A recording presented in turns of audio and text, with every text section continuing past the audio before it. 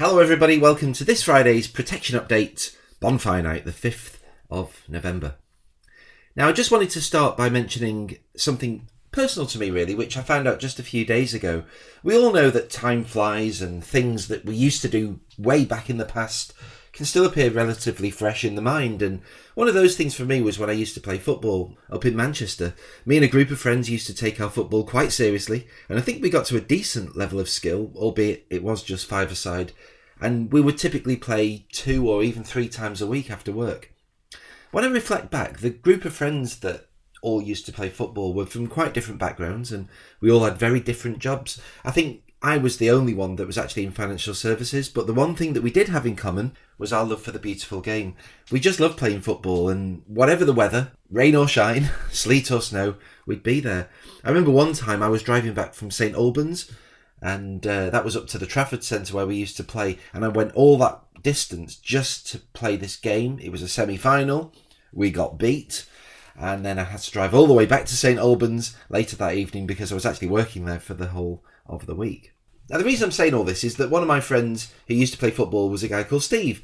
He was a huge Manchester United fan. He was a season ticket holder, he'd go to the away games, he'd go to Europe, but it always made me laugh that he actually just loved football that much, that he used to steward at Man City, and he did that for years, and I believe he packed it all in when City actually started winning some trophies. And as sometimes happens in life, you lose contact with people, and for me, I stopped playing football when I moved away from Manchester in 2010. But I do remember when Steve got married, and I remember more recently when they started a family together. Steve was a couple of years younger than me, but essentially all the guys were about the same age really. And Steve was actually an architect, and back in 2003 he actually did me a mates rates deal on some plans for a really big house extension project, and it saved me quite a lot of money on what it would have cost. Well, I found out that Steve suffered a stroke 2 weeks ago, and that resulted in a bleed on the brain, and about a week later, last weekend, he sadly passed away. He was 47 years of age, and he leaves behind his wife and his children who are still at school. That's life, I guess, and this is what happens all the time. Now, I don't make any apologies for sometimes sounding like a broken record, because having protection front and centre of your advice process is really magic. What I've just explained there, it really is a human tragedy. It's the harsh reality of life, and there isn't anything that we can do to prevent those things from happening. And I do believe that Steve did have some cover from what I hear, and that should take care of the finances, but I reckon Steve's family would swap that in a heartbeat to have him back. Our job is a professional one, and there's a big duty of care, and that is give every single one of your clients the opportunity to tell you that they don't want it. Let me just say that again. Give every single one of your clients the opportunity to tell you they don't want it. Protection costs are a drop in the ocean relative to how much people earn, and it is affordable. And I know that your clients will buy protection when they understand it. And that's why proper advice just can't be beaten. Okay, I'm going to change the tone now and talk about something completely different, and it's from Aviva. Aviva have just sent us some notification about some AMRA changes that they're introducing to their application process. Now, AMRA stands for the Access to Medical Records Act. So what Aviva are effectively doing is bringing in measures to speed up the overall application process, and this is essentially for the times where they need to obtain further medical information. So what you're going to see is that during the application journey, there'll be a section that includes an AMRA declaration. You'll know that some of the other providers already do this. Now, Aviva tell us that by having that AMRA declaration, they can speed up claim payments for those situations where there's a need to go and get additional medical information from the GP. It speeds up the process because they've already got the consent. So with effect from the 21st of November, and this is for all protection applications, your clients will now need to provide an Access to Medical Reports Act consent form, and that will include GP details, so you'll need to pick those up too. And you'll see that at the start of the protection application journey. Now, Aviva also say that for situations where medical evidence is required, building those changes in will allow them to request medical evidence as soon as an application is received, which should help to avoid unnecessary delays. Now, have you ever had an unexpected protection claim? I mean, what do I mean by that? Well, let me answer that question.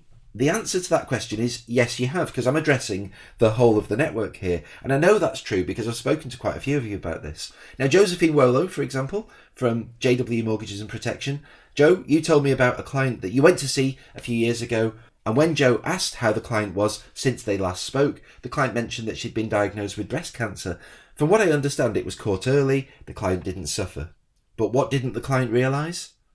The client didn't realise she had a critical illness policy that she might be able to claim on. So what Joe did is got in touch with the life company, and fast forward, they paid out a proportionate benefit, just under £20,000. I remember another example of an advisor who went back to do a remortgage and the client had had a heart attack. It wasn't as severe as it could have been, but again, the client was oblivious that they could make a claim on the policy. So the advisor got in touch with the life company and hey presto, this time £150,000. So that's why advisors are so important. Clients, they just leave the policy document in the drawer. They don't scrutinise all the details. They don't look at it. They don't really go back to it. They just know it's there. And that's why it's a good idea to keep in touch with your clients. So check in every now and again with them and look to revisit their protection portfolio. There always are protection needs and there are always things that you can talk about.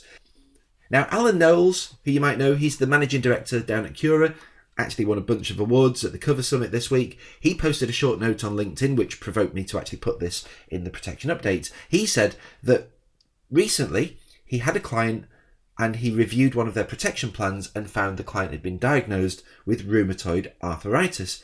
Not exactly a critical illness condition, and certainly the client didn't think that she was able to make a claim because she was still working full time, and really the arthritis wasn't hugely affecting her life. But the policy in question was a serious illness cover plan. It was with Vitality, and it was actually the more comprehensive version, Serious Illness Cover Plus. And the client was eligible to a 10% payout based on that particular diagnosis. Now, the policy in question was £100,000 sum assured, so the payout was £10,000.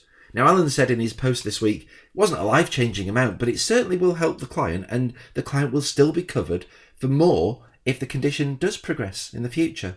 And he finished his post by saying, and that's just one of the reasons why I really love my job. So, can you let me know if you've had one of those situations in your career? I'm sure you have.